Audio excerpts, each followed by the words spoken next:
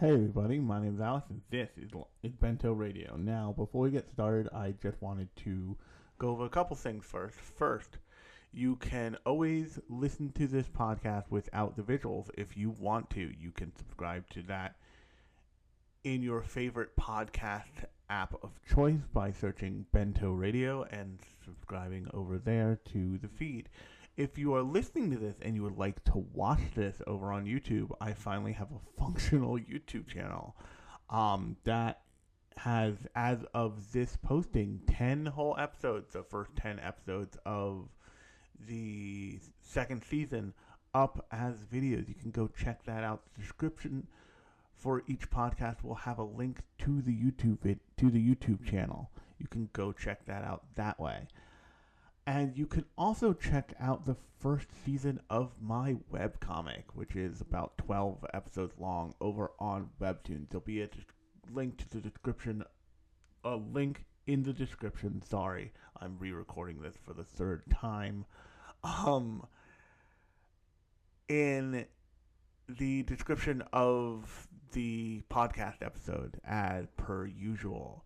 Now, without further ado, let's get started talking about a little film from 2009 called Redline. So take it away,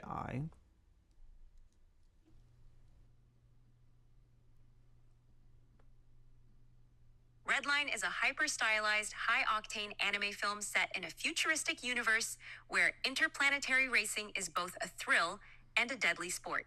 The story follows Sweet JP, a charismatic and reckless racer with a love for old-school cars and an aversion to using weapons or dirty tricks, despite the underworld connections that sometimes force his hand.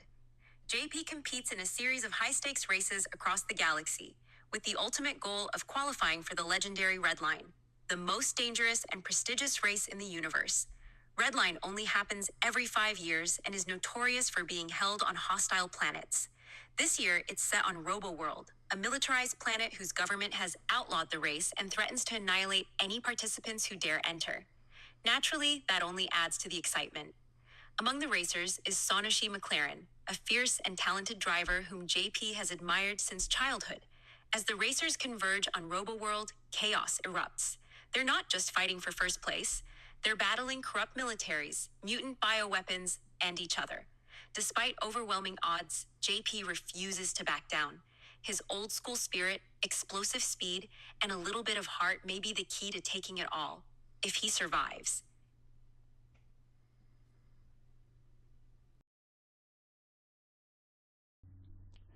Now, with the explanation and that great title card out of the way, let's jump into what I want to talk about first, which is actually artistry of making a film like this.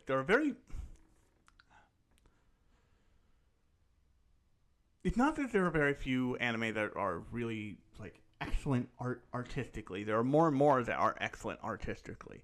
Even something like Shangri-La Frontier, which is a 50 episode 2-core thing currently. It's got another season coming, I'm sure. It's really beautiful. A lot of people started watching that thing because they're like, this thing is pretty, and I just want to watch a pretty thing do its thing in front of my face. And that's a large reason of why I got onto that show.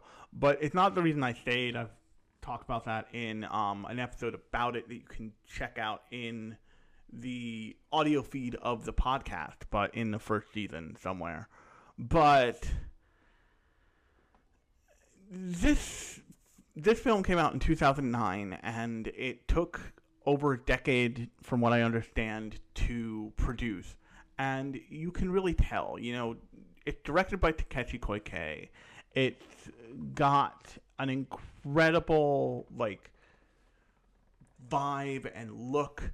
It looks like nothing else in anime even now. It's a thing you can tell from the first second that you see any frame of it, and that's a really difficult thing to achieve. Kind of the only film I would kind of lump this in with in terms of artistic, achievement is probably something like a Ghibli movie on par with something like Princess Mononoke, or actually there's a bunch. Princess Mononoke, something like Your Name, something like Akira. And if you've ever seen any of those movies, you know what that means. This is a absolutely beautiful work of art of a movie. And while it's not exactly the most original premise, it is an original story. It does actually have a precursor of an OVA called Trava First Planet, and those characters do show up in the film proper, and if you've seen that, you'll get a little bit more enjoyment there. But for the most part, not for the most part, other than that, it is an entirely original cast, original story, original setting, and there are some moments that are pretty eerie. In fact, there is a moment in the movie where they introduce kind of the closest thing this film has to a villain, and that's the head of the place where they're having the Redline race, and that's a planet called Robo World, and the president of Robo World looks an awful lot like another ill-tempered, orange-haired, ugly president who is very of the now here in 2025. So when you see that, you'll know what I'm talking about. He also has like Ganondorf vibes, which I find funny. And the organizers of Redline are the royalty of the princesses of this planet called Supergrass. And Supergrass seems to be almost entirely populated by three things: magical girls, people who are magical women, and magical women who may or may not be a delicate combination, actually probably not so delicate considering them, of adult video stars and idols. And that's a really funny like moment when just like the government of Robo World is freaking out and they're like, we can't have them here. They're going to expose all of our weirdo military secrets. They're going to expose Funky Boy. By the way, I'm going to say a bunch of weird words talking about this film. If you haven't seen this film, I encourage you to go see it. You can actually watch it for free over on Tubi. And I think that stream is also dubbed, which is really nice because I've seen this both dubbed and subbed, and they've got a pretty good dub for this film. Because you take one look at this thing, you're like, no, we need to like hire real people to actually do this and make it really good. And it needs to be a thing that people feel like they're having fun watching and even hearing. But so I'm gonna say a bunch of words just out loud, and they're gonna sound insane. But and I'm not gonna have time necessarily to describe them all. But anyway, so Robo World's freaking out that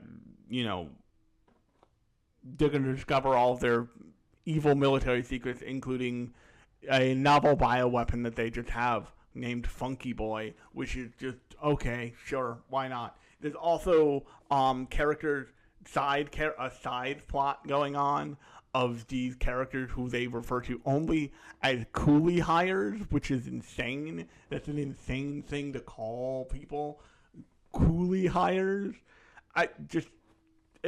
It's so much all the time. Okay, let's slow it down now.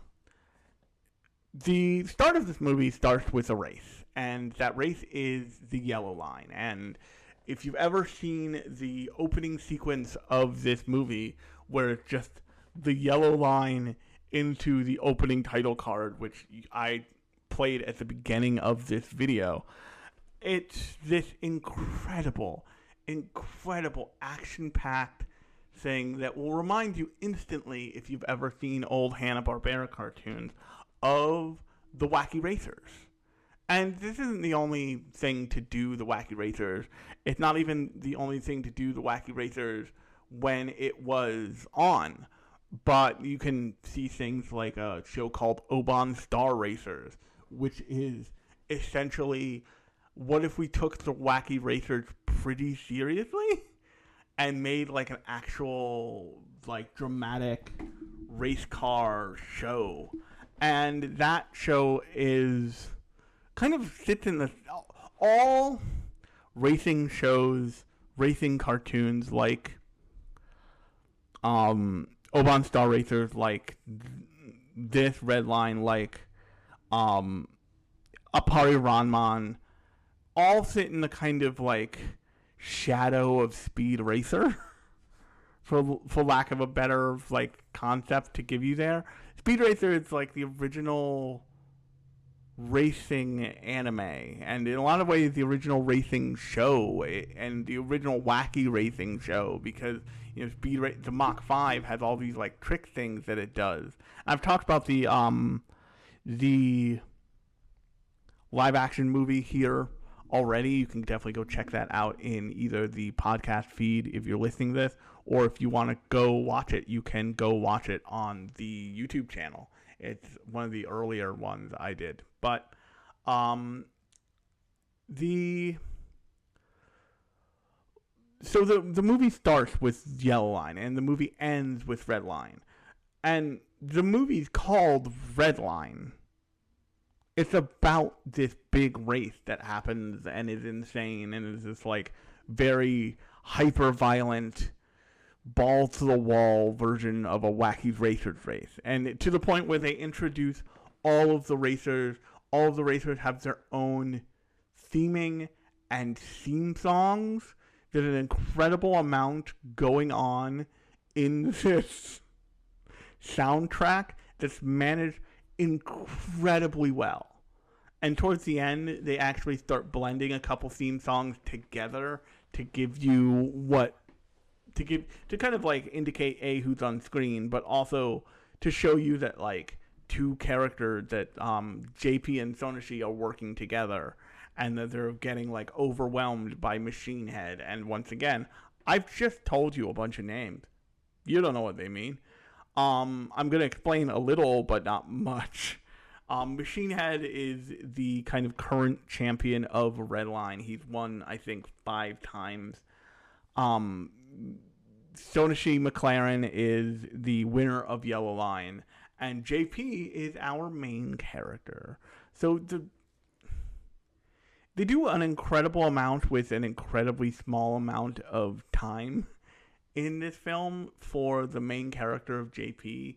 You get a real fleshed out idea of where he's coming from, what his path looks like, what inspired him to race, and also where that all went wrong and where he started being the person who's fixing races to like make what is essentially chump change. If he just won the races he was in, he would have the money. It wouldn't be a big deal, but because he didn't have the not that he didn't have the talent, but that he didn't have the pockets deep enough to maintain his car, his best friend and kind of partner in crime, both figuratively and literally, Frisbee joins the space mafia to get the money to keep up the racing team, so to speak, of JP, Frisbee, and I forget the very Ghibli-esque mechanic who reminds you of the guy who works the bellows in Spirited Away from the Spirited Away movie, who is their kind of like grease man kind of thing. But since he's hooked up with the mafia has them fixing races, and he was arrested for fixing races. And in Yellow Line, they're fixing the betting for him in Yellow Line. He gets paid. They get paid for that. For him, essentially for him losing. And the way that's guaranteed is not up to JP, it's up to Frisbee. Frisbee plants bombs in his car. So when he's almost there, when he's almost about to win, Frisbee pushes a detonator and it explodes and it totals JP's car. It also means that he doesn't place. He doesn't win. Where he could have won Yellow Line and he could have gotten into Red Line, free and clear in the way that Sonoshi ends up doing. Through two side characters who I love, who are like, the thing with Redline is it has so much artistry and design in it, and great character design in it, that side characters, little one-off characters, feel wasted. Because the characters who instantly drop out because they're like, I'm not suicidal, I don't want to die, are a anthropomorphic chicken who I'm pretty sure is also a trucker, and a dog man. And but he's like half dog, half crustacean. It's wild. And they're just like, we're not doing this because we're not suicidal. We're just not. And you guys can have at it, but we're going to stay the hell out of Robo World. And as a result, JP and another pair of racers get subbed in. And the other pair of racers are named, I think it's like Todoroki and Miki, and they're like hilarious, weird American racers from Earth who are just getting it done. It's so funny. So many of the racers in this movie get their own moment to shine. A lot of the time is spent on JP and Sonoshi because that they are the male and female love interest / leads by the end. But they do, like, once Redline is announced, once the lineup is announced, they have kind of these weird highlight puff pieces on all the racers. So there's a great scene where Sonoshi is hanging out topless, eating dinner in her like racing compound, and on the planet that they are on before they go to the Redline location. They're basically on a moon waiting to go to the Redline location for a majority of the film. For the entire like middle for the entire middle section of the film, they're on this like other moon-esque planet, just kind of hanging out. And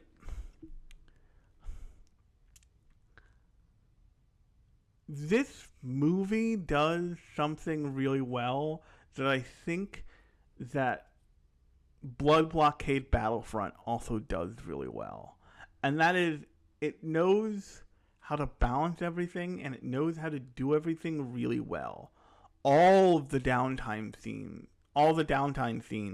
in this film are incredible. They are just like everything that you want them to be, in ways that you didn't think they would ever be. All of the both of the two races are exceptional in their action, in their vibe. You can never tell who's going to win until the person wins. This entire time, it's not set in stone that JP's gonna win. By the end, he barely wins. His pompadour slams into the finish line before anything else does, so him and Sonoshi win. But also, by the way, spoiler alerts for this entire movie from this point forward. But the long and short of it is that this thing, like Blood Blockade Battlefront, knows how to do both ends of it. So you never feel really bored just kind of sitting around for a large portion of the movie, watching JP just kind of live, watching Sonoshi just kind of vibe out while they're waiting to like go do a test drive of like JP's new motor, or they're waiting to like strategize about like when they should use their like nitro caps, because the way that they depict nitrous in this film is not like it's a tanks where you flip a switch. It's everybody has these little caps, and they have a little like almost like steam engine boiler pot in their cars somewhere, and they just flip the cap in, push the top down, and it gives them like a nitrous rocket boost. And that comes into play later in both early in the yellow line race, but also later in the red line race. But through the entire film, you're getting these flashbacks.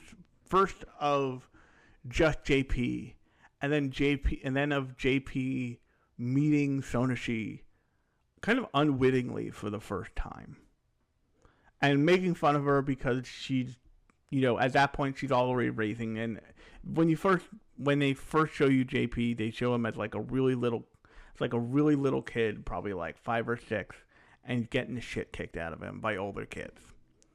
And then he sees this kind of golden personification of like slick as hell, cool racer guy who's hanging out with 2 beautiful women, and he rides off into the golden sunset on his big ass like boat of a freaking classic car.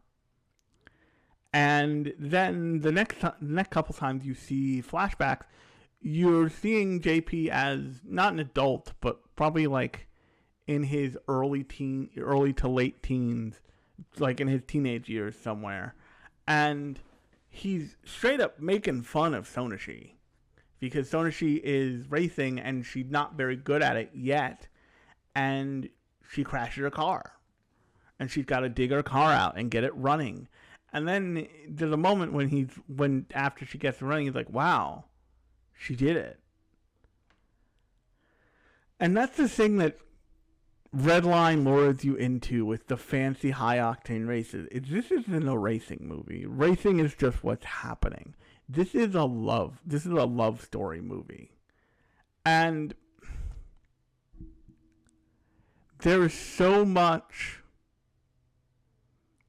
action in this movie that at both ends of it that everybody will show you, and you can go see the clips here on YouTube. But the middle of the movie and the end of the movie, meaning the majority of it, really are about this love story between JP and between Sonoshi. And the race almost seems incidental. And I know that sounds like blasphemy if you've seen the movie, but if you stop and think about it, the yellow line is the very beginning of the movie. The red line is the very end. I've said that a bunch of times now. But neither of them take up a terrible amount of time. You don't see the whole yellow line race. You see the very end of it. And while you see the whole red line race, it might only be 10 minutes of the movie. Of an hour-long movie. It's far from the majority. And couple that with, once again, the whole courtship thing they do in the middle there. But also the fact the movie ends with a kiss. And with this big cursive, goofy love at the end of it. This is like a romance movie, essentially. And it's wrapped up in all the kind of macho awesomeness of Redline, of the racing, of all of it.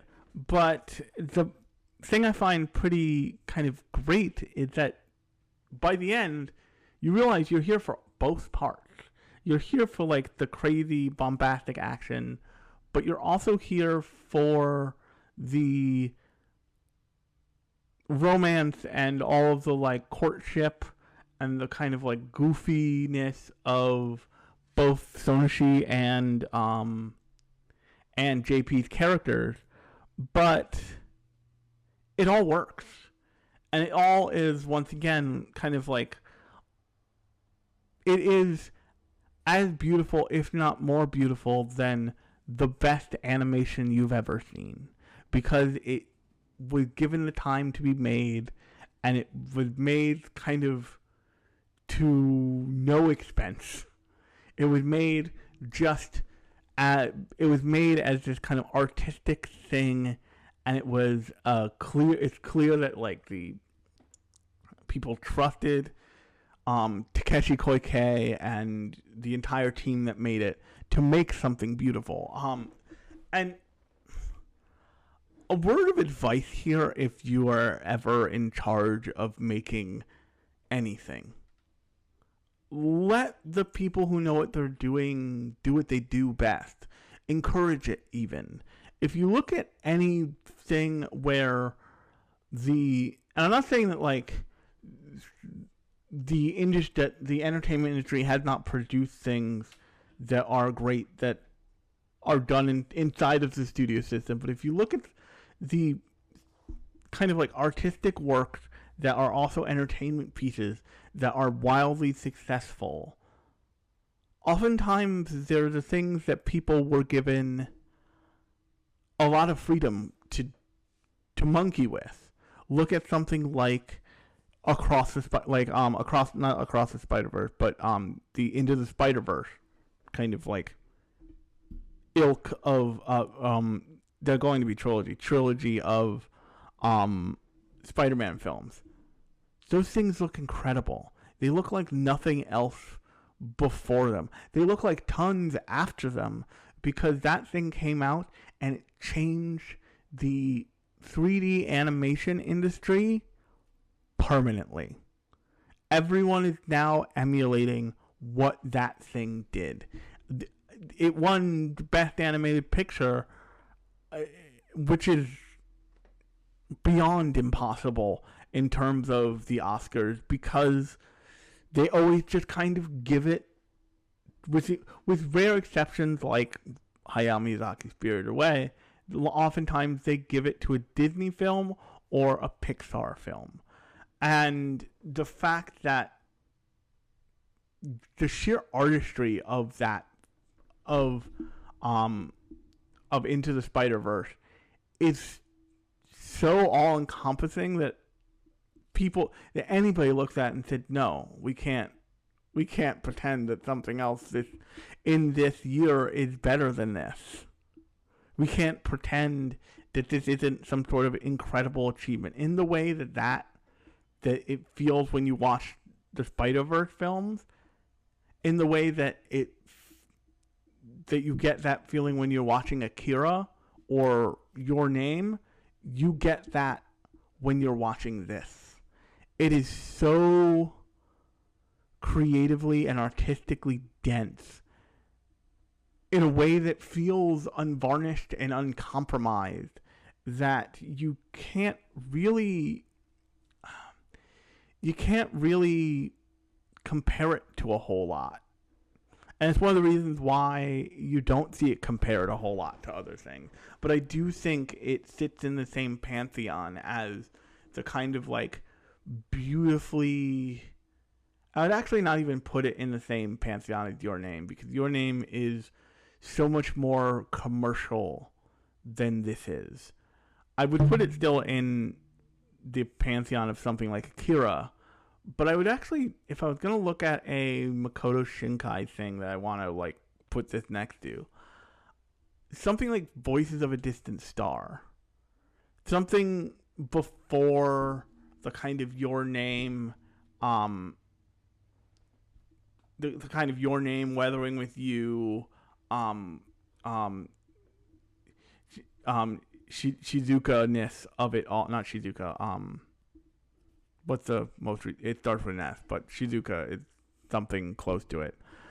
That kind of trio of movies is very much Shinkai in the mode of, I've made a successful thing, I've perfected this formula I always do, let me get my bag, let me go after it. And I'm not saying that's a bad thing, but I am saying that if you're into being a weirdo and and artsy, you can reach farther.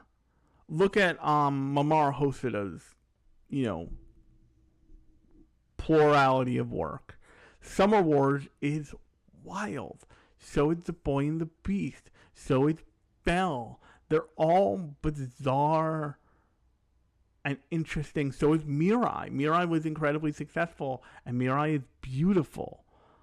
And that house that they live in Mirai is you can tell a guy sat down and watched entirely too many architecture videos on YouTube for a year at least to make that weird house.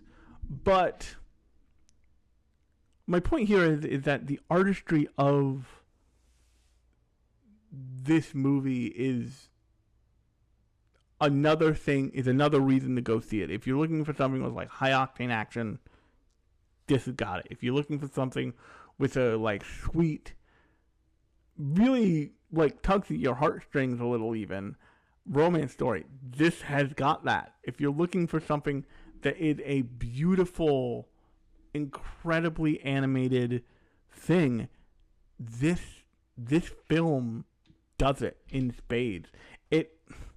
So in the scene where they have in the flashback scene where Sonoshi crashes her car and JP's off to the side, just kind of laughing at her with a bunch of the other boys, and she's crying her eyes out, trying to dig out the front tire, and because it's a weird future car that's only got one tire and the back is a hover thing, and she's digging it out, and she gets in, and the entire time she's talking to them back and forth, and she's crying, and there's very few cuts in her kind of scrambling and trying to dig the car out, and they have a lot of Dutch angles, but they're not inappropriate Dutch angles. I want to be clear.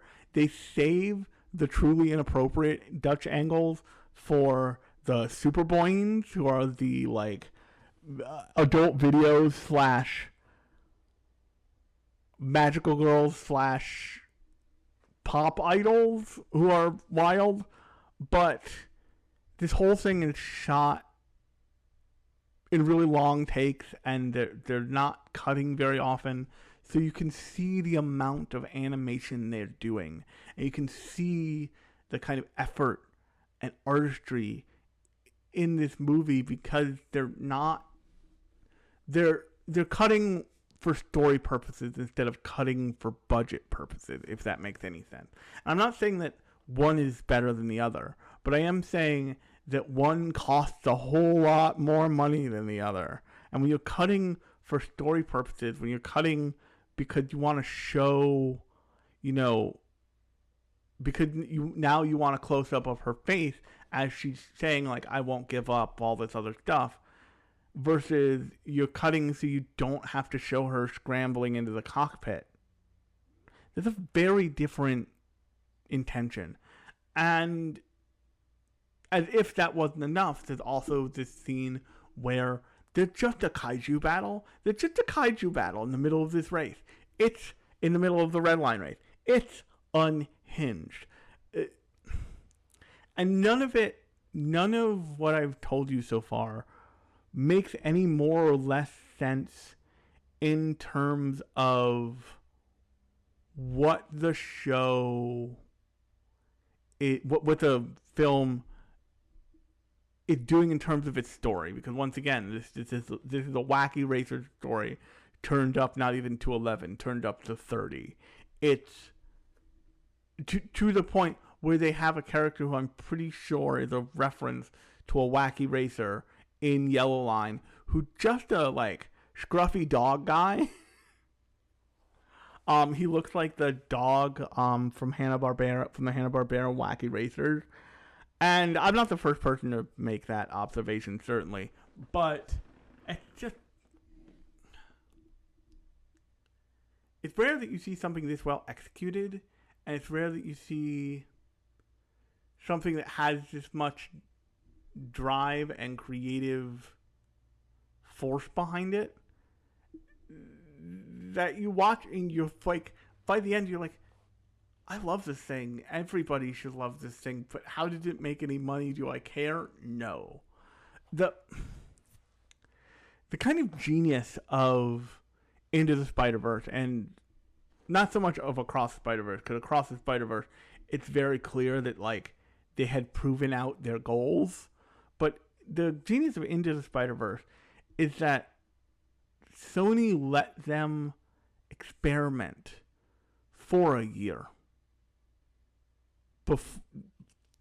to get to where they wanted in terms of a style of 3D animation that they wanted the movie to look like. That's a big leap for a company. It's not as big a leap as they would make you think it is, but it's a big risk. It's a big risk to just be like, okay, we're going to pay these guys to produce nothing. To produce essentially a style guide for what the film will look like. When they're not going to even produce a film inside of that year. They're going to produce a proof of concept. And in the practice of, like, making movies, like, time is money. In the practice of making anything, time is money. And to burn that much money is a commitment to artistry that deserves being rewarded. And to burn as much money as it took for the decade to make Redline, it deserves your time at the very least, especially since it's kind of available for free everywhere now. You can watch the racing clips certainly on YouTube. You can watch the film itself on Tubi and on Plex, and I think you can watch it directly through Plex. You don't have to have it in your collection the way I do, because I'm a madman, and it's from back in 2009 when I was in college. I had to think there for a second. But the big deal is this, and actually I think I may have seen it earlier than that, because 2009 I think was when it was released in America, so I'm not sure when it was released in Japan. But it has it listed as 2009 here on the My Anime List page. But and if it feels like I'm not talking about the movie a whole lot, it's because the movie's pretty simple. It's a racing movie it's a racing comedy. It's a racing romance movie. But just the joy of sitting down and everything working in concert exactly as it should, with no noticeable compromises, is incredible. There's like things they do in this movie that are not shortcuts taken for budgetary reasons that have turned into like stylistic choices about anime. So like when characters talk, they move. When characters talk at each other, they like make like head nods and facial expressions. There's so much about anime that is stylistic, born of and actually I watched a great video about this from Moon Channel that featured stuff about this from Moon Channel. That's all the video is about, why all the like gacha games from across East Asia look Japanese and look like anime. And in it, he talks about the flourishing of Japanese animation and the fact that Japanese animation changed the calculus because, and eventually it just bit the industry in the ass, because they were about cutting corners for the reason of production schedules and budgets. So instead of moving the whole jaw, they just moved the mouth. And they use a lot of still frames and a lot of, panning shots across still images to produce what looks like motion. Probably the best place you can see this is if you go watch the original, not the Trigun Stampede CGI thing, but if you go watch the original Trigun, almost nothing in that anime moves. You think it's moving. It gives you kind of a dynamic idea of movement, but it doesn't. Nothing really moves. There's a little bit of animation here and there, but not a whole lot. Especially in the first episodes. Once you see it, you'll never unsee it, which I apologize for because that's one of my favorite shows. Is actually not one of my favorite shows, but I like it a whole lot. Trigun. I really like the original Trigun, but the original 1990s Trigun. But to see a movie that has an incredible soundtrack, it looks like nothing else in anime, period. Because for anything else to look like this, it would take so much time and effort. The closest I can kind of guesstimate of something that looks like this is the JoJo's shows. Is all the seasons of JoJo's.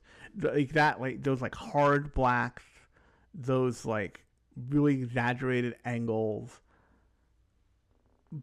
But that doesn't even really come close to the kind of like otherworldly alien madness that Redline can achieve.